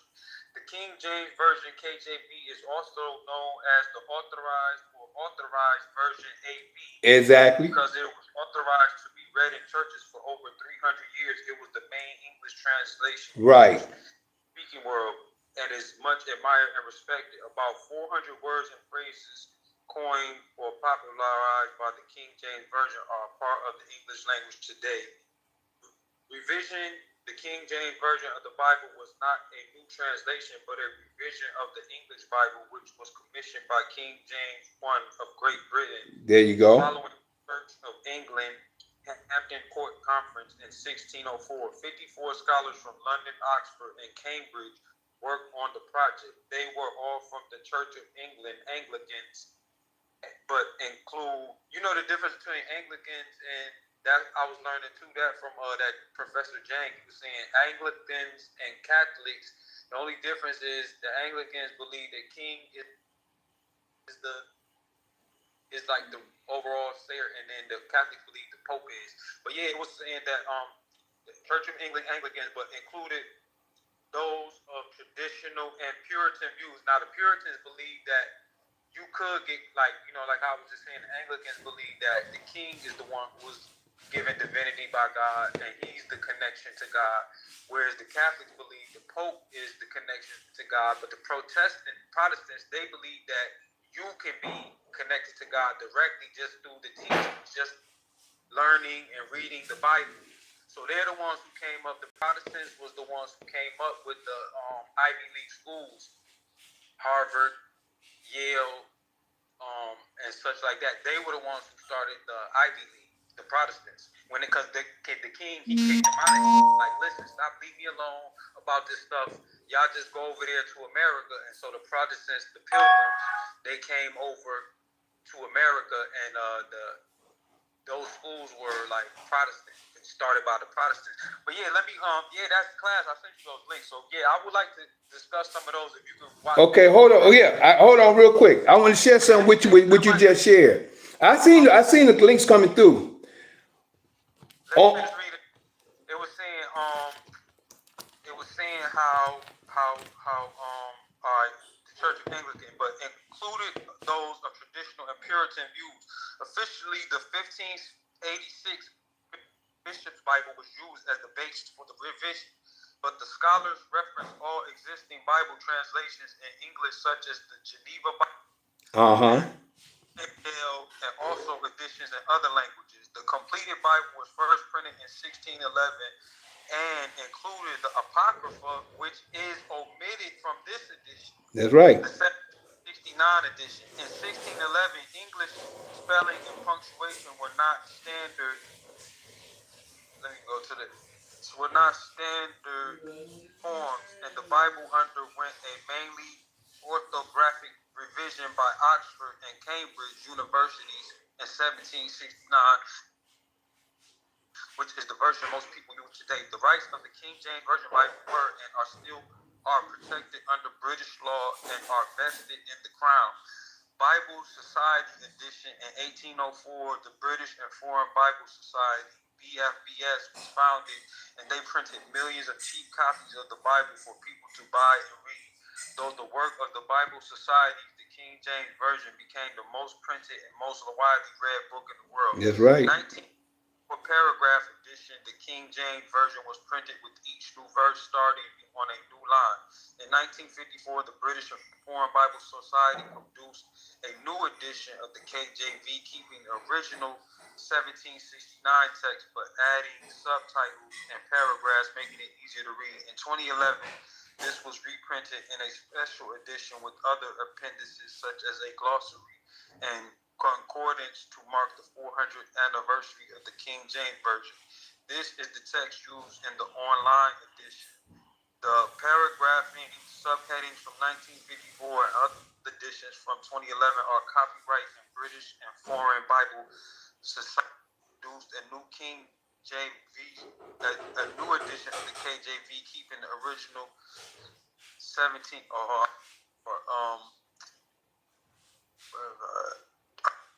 British and Foreign Bible. The copyright information rights in the authorized King James Version of the Bible vested in the Crown, permission of the Crown's patentee, Cambridge University Press. This edition of the King James authorized paragraph and subheading added by the British and Foreign Bible Society in 1954 and released again as a special edition in 2011. BF 2011 British and Foreign Bible Society. This text is maintained by the British and Foreign Bible Society. If you are interested in obtaining a printed copy, please contact the British and Foreign Bible Society at biblesociety.org.uk. But yeah, that was interesting to me that, to find out that's because at one time I heard that recently that Disney, the Walt Disney, the company Disney, that they had bought the rights. I read that too. That's false, because this is saying that who is the parentee is Cambridge. Is Cambridge. And also the king. But what I wanted to share is this. I I know it speaks about the 1611 Bible, which was the first one, authentic, the authorized one that was actually made first that they started printing. But you also mentioned, which I was going to bring and say as well as you had the Geneva Bible, which you mentioned, the Wycliffe Bible, and the Tinsdale's Bible. These three was written before the matter of fact, of these three plus I believe it was a Great Bible before the 1611 Bible. The 1611 was the one that was what was made and that was spread throughout the earth. Now, we got to understand before we even got to the 1611 and all those Bibles, the information came from our people in scrolls first. This is where all the knowledge and information came from. They took the information, and the key is this: and the reason why it's the most sold book in the world is because the Creator has allowed it to be sold and to be the way it is. See, no matter whatever king is in charge, whatever Protestant, Pope, whoever they are, or whoever they may be, the Creator is going to give us the knowledge we need to know. They can't hide. The Creator gives all life. Everything that's living has the breath of life. And everything that's living has the consciousness of the Creator. Thank you, baby. Thank you. So everything that lives has the consciousness of the Creator. The Creator is going to have what needs to be put in this time and for the Creator's favor. So even though a lot of these books that was written and that was put, we hear that the 1611 Bible was the first one that was put out, but before then was the Tyndale Bible, the Wycliffe Bible, the Geneva Bible, and there was a great Bible that was written because I read these things in my time. Remember I told you my 30 years of gaining knowledge? These Bibles was before the 1611 authorized King James Version. This is where you won't find the word Jesus, you won't find the word Jesus in that Bible. But the whole thing is, it was the law, the Torah and Tanakh. That's the reason why you have Old Testament and New Testament. The Torah and Tanakh was long before all these other Bibles made. All these other Bibles was from England and the European was made these and brought them and put them in circulation. But the information actually comes from Hebrew and other different scholars and nationalities and information written before it got to the English or the Roman, which is the New World. New World Order. This is the New World that got the information, started putting it out. So even though we have the information, because they don't say nothing in that, all that information that you read, it says nothing about 70 AD. It says nothing about 325 AD when King Constantine had the bishops come together and put the Bible together. So this is what I've read in time past, and I've shared the information. The bishops came together, and like you said, it was three aspects. One's the king, one's the pope. That's Old Rome and New Rome. Old Rome, Revelation 13 verse 1 talks about Old Rome, the first beast. New Rome is when the Pope came into power. That's New Rome. That's the second beast that rose up out of the earth. And this is where the New Rome is over United States and everybody else in the world under the Pope. See, this is the difference compared to the knowledge that we've come to learn and what you're reading. That was on the back burner in 325 AD. The Council of Nicaea was put together by King King Constantine. 381 AD, 65 years later. Wait, 65 or 56 years later. Yeah, 56 years later. This is where King Constantinople rose up, and he edged out the quote-unquote Arians, who was actually fighting. And this is where the deadly wound was healed. The deadly wound of Christianity was healed. The deadly wound of Christianity was healed by King Constantinople moving out the Arians, and then the bishops came up, and this is where the healing of Christianity came, and this is where Christianity started to spread throughout the earth. Then when Christianity started to spread throughout the earth, King James, the authorized King James Version came into play.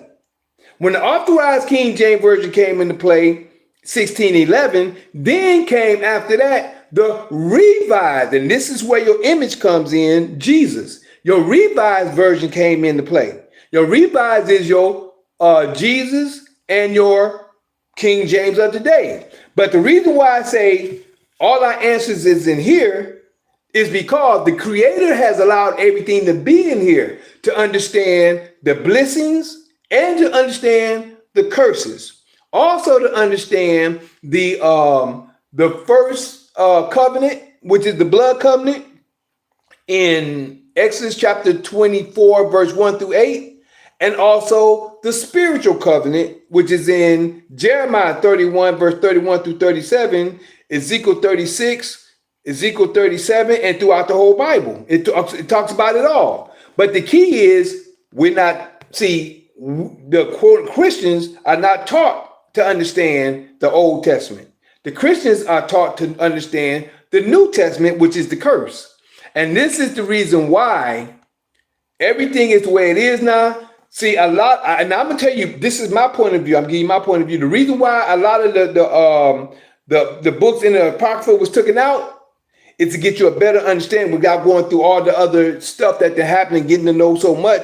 You get the basics right here in the Bible itself. That's just the basics. That's why some people say basics information before leaving earth. That's what they call the Bible. That's what they say, but we know Bible only means books.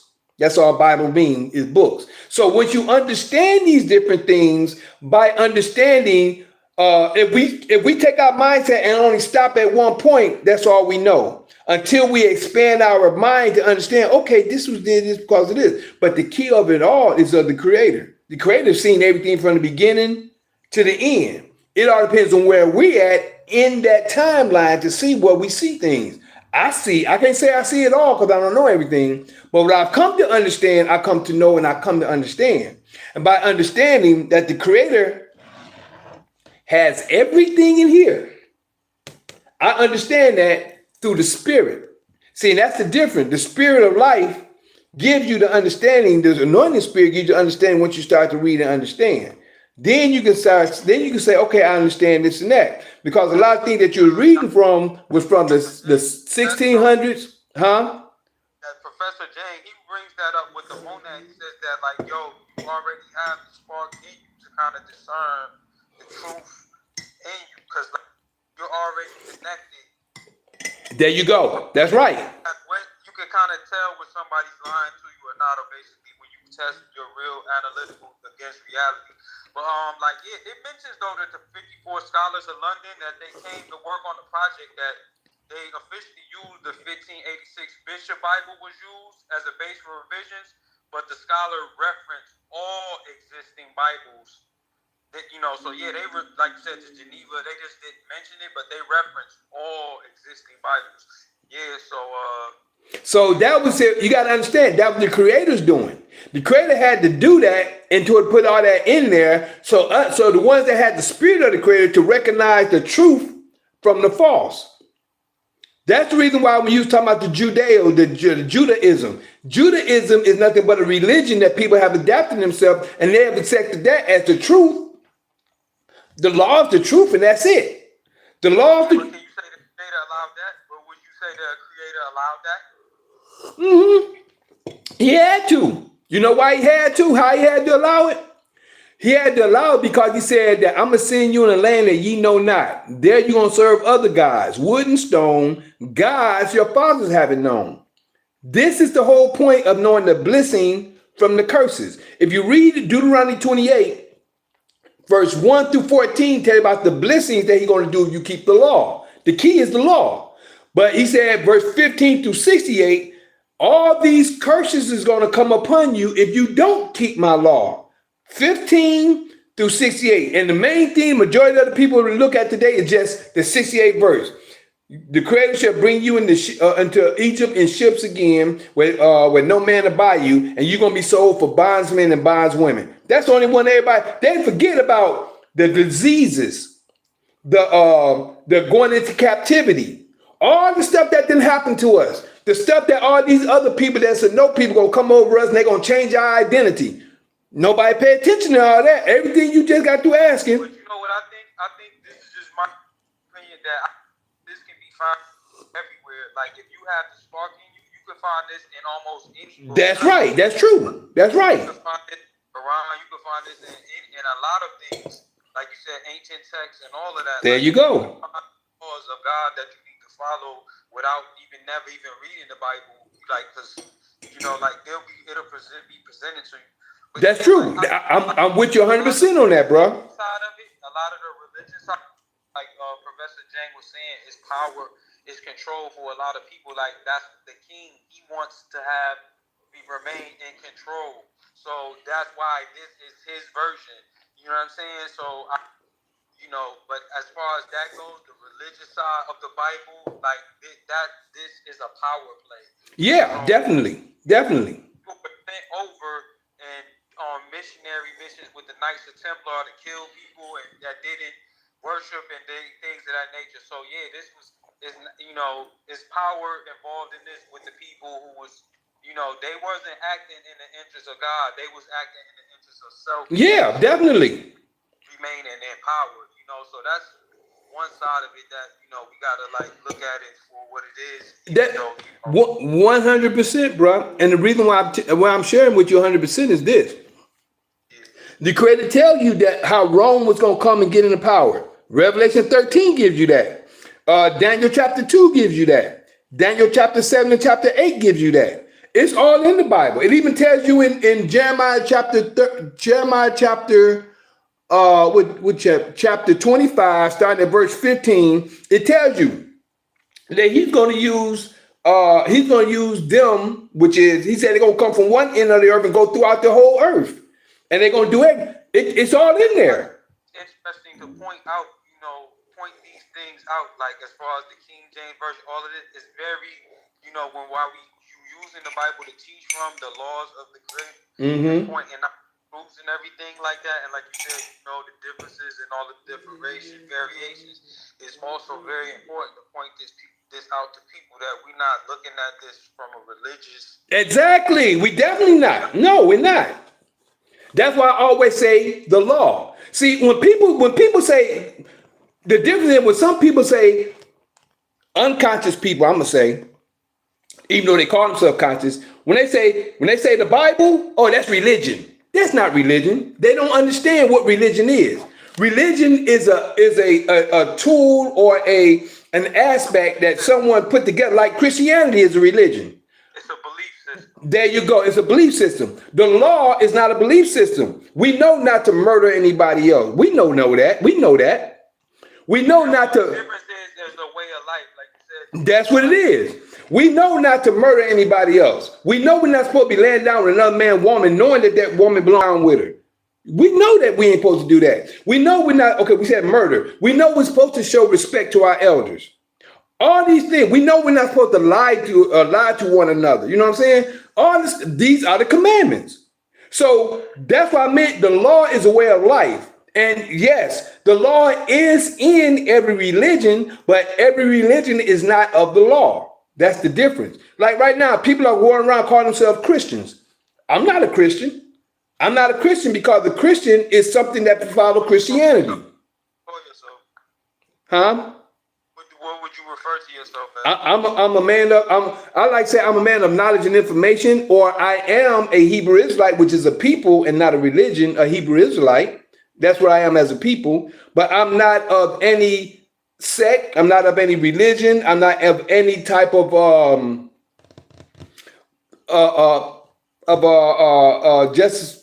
might as well say religion or a group of people. I'm not of that. The only people I am a part of is of who I know I am, which is a child of Israel.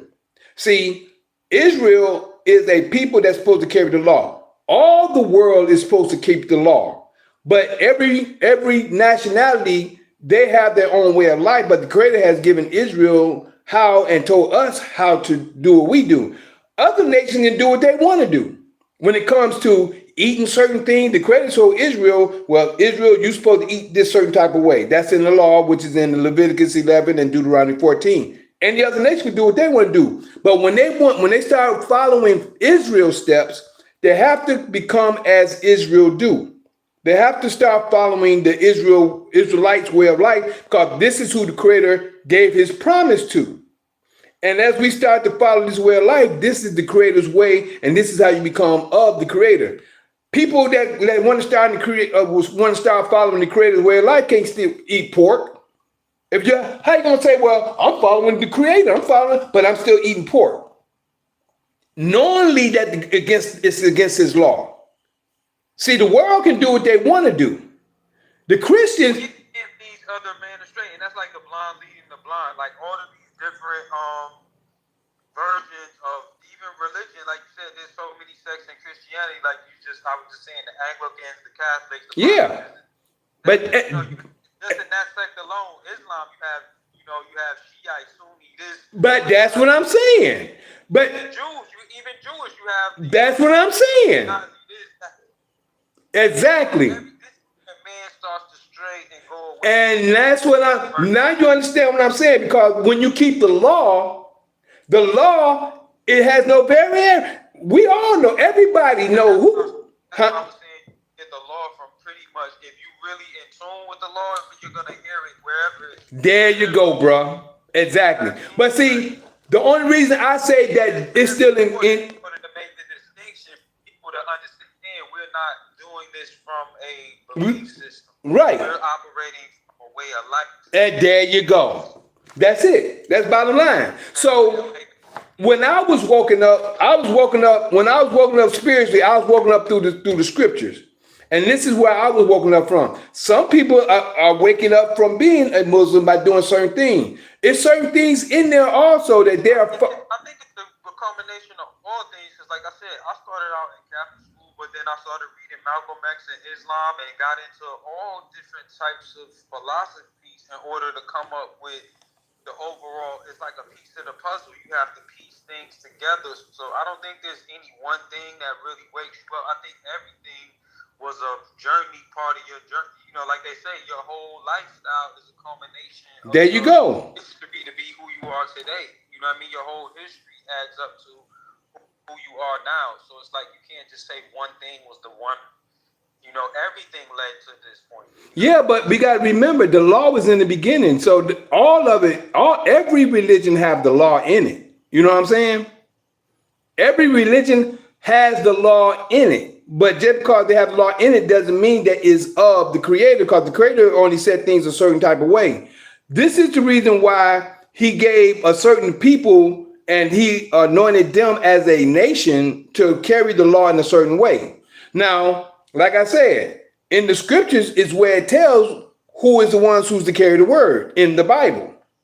Now, every other religion, nationality, I ain't gonna say nationality, every other nationality, religion, like I said, the Quran has information in it, but it's certain things in there that following what a man does instead of doing what the word say do. No different than the Jews who trying to get people, you must wash your hands and this and that. And then when quote unquote prophet of the New Testament said, it's not what goes in, but what comes out. It is what goes in when it comes to what you're eating. But what he meant was what comes out is the way you think, like we were talking earlier.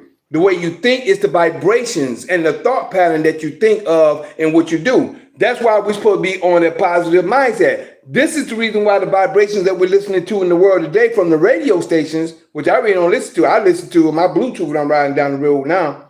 And I put on YouTube and I put on Susan Music. But the point is, what they're putting into the world is what they're trying to keep a hold of. So understanding where like you said, the spark is the anointing spirit upon those who is following the Creator. And when you follow the Creator, you're going to follow what the word of the Creator say. Right now, it's a thing on TV that says the chosen. It's just a fucking thing that's right now on the TV that says the chosen. Right. You know what I'm saying? So, yeah, it's like I was just getting ready to say, like, they can take a word. They can take a word and make it mean what they wanted to believe. Make it mean what they wanted to mean. Well, what I'm trying to say is there's so many things that you're gonna be given as far as from other people. Right. But the thing is, it's already in you, and that's why I agree with as far as like Protestants, how they were saying, you know, no man can be more connected to the Creator than you, not the king, not the Pope. That's right. That's true. All you have to do is do your own research. Even listening to you, it's not that you're telling me anything. It's that I'm listening and doing my own discernment. And you're supposed to. That's right. It's already in for myself. You know what I'm saying? And guess what you just said? What you just said was Jeremiah 31, verse 33 and 34. When it says that I'm going to put my law in their inward parts, and all of them should know me, from the least of them to the greatest of them. No man shall teach no more, here know the Lord, and there know the Lord, but they all shall know me. So you just said what is quoted in the scriptures. Exactly. That's what it is. So we 2 hours in here now, so I'm getting ready to end this. But what we're gonna do, we can still chat for a minute, but I don't want to be this too long. But this was good. Yeah, I forgot you still recording. Yeah, I'm still recording. But yeah, this was good because this is stuff that people need to know and understand. I don't know how many people gonna get to this point because some people don't have a long attention span. But you ready for tomorrow? Not for them then. Like, yeah. And we not obligated to get it to them. Like, if it's on them again for them to take the time and get it. And there you go. Yeah, so if they're not willing to spend it, and it wasn't in them to, you have to show yourself. Approve, right. But everything we said was substantial for everybody to get an understanding behind it because the Creator's law was in the beginning. It wasn't designated to a religion or it wasn't designated to a religion or to a specific people until he anointed Israel and gave them the information and the way to go. That's the reason why Israel is awakening today spiritually. And this is the reason why once we come to understand what was given, how it was given, and where the Father put it in order for us to be given, if the quote unquote, like the people say, well, the Bible, that's false and this and that. If it's so false, the information in there showing us that we're waking up today to who we are wouldn't be there because they would have knew not to put it in there. But it was of the Creator to make. They're making an overgeneralization of somebody who did notice that there are things that have been tampered with and mixed and diluted and changed and stuff like that. So that is true. But then when people just take it and just make a oversimplify it by just trying to say, yo, it's just try to say throw the Bible away. Right, there you go. That's wrong, you know what I mean? But yo, let's leave it right here, like you said, hopefully, willfully, we said enough to spark whoever's watching or those who didn't have any, knowledge of what we was talking about, to spark their interest and to spark them to guide themselves further. Exactly. Get closer to the Lord.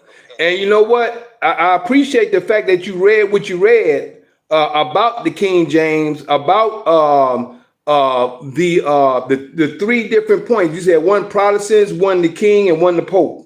I'm glad you did read that in order for this to come out to let them understand that everything that you read was like from the 1600s and maybe from 1600s and going up to where we are today. But beyond that, before that, it was nothing to mention because that was before they came into power, which was in 325 AD when King Constantine shared his information to get certain things. So people don't know this.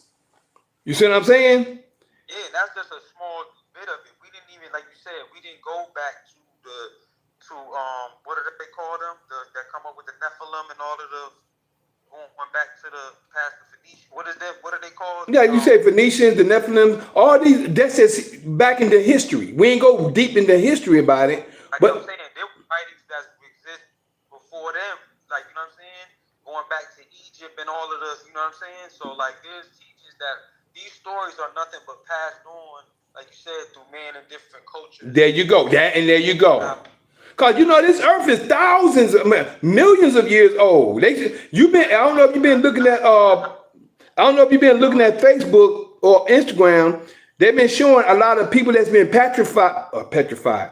You can see bodies of giants. When I say body, you can see tree stumps. That was giant tree stumps that was going into the heavens. You can see giants of bodies that's made into islands now. You can see. Like the Anunnaki.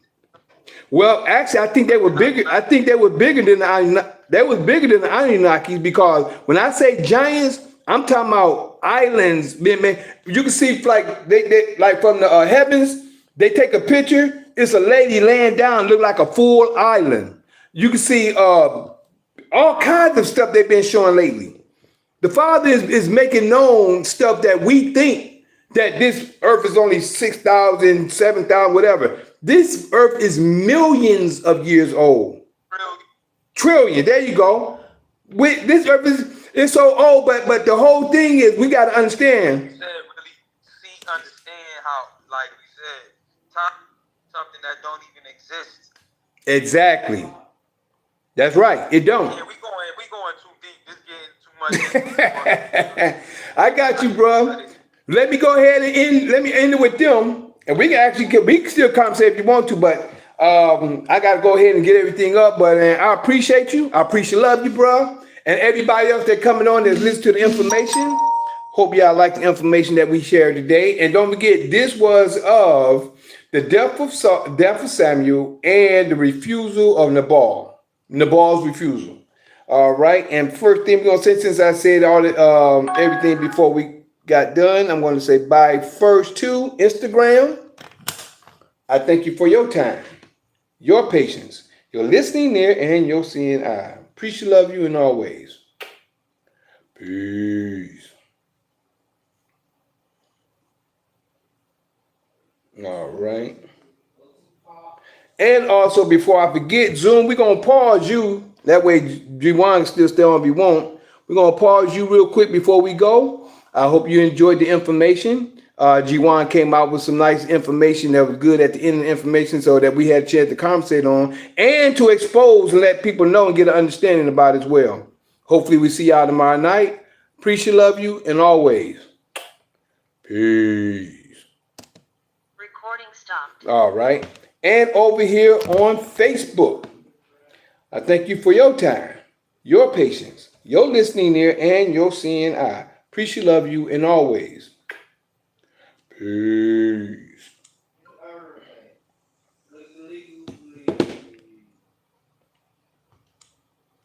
And over here on YouTube Live, part 2. We appreciate, love you. See you soon, and always.